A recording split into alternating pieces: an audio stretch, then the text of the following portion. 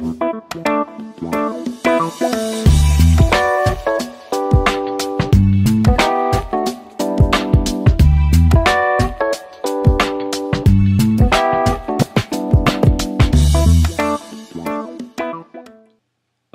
today I want to show you a really good way to manage smart objects inside Photoshop. Smart objects, I hope you're using them, are great for managing any element that appears more than once in your layout. It means that you can update one of the instances and then every single other instance updates automatically. It's a huge time saver. But how do you actually manage the smart objects themselves?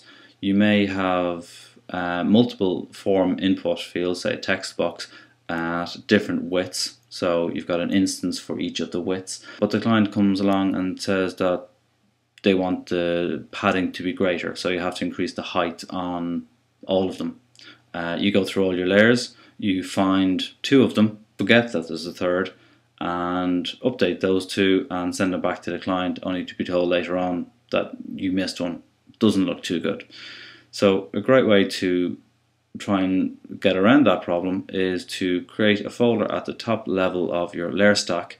Into that folder, create a fill of white to mask off all the elements below that, and then drop in all of the elements that you want to create smart objects of. So in this case I've got various states of buttons, I've got checkboxes, radio buttons, form input fields, and I know that they're all of the elements that appear on the layout. So if the client asks me to make a change to one of the states, say the height, I know that I also have to make it to two other elements.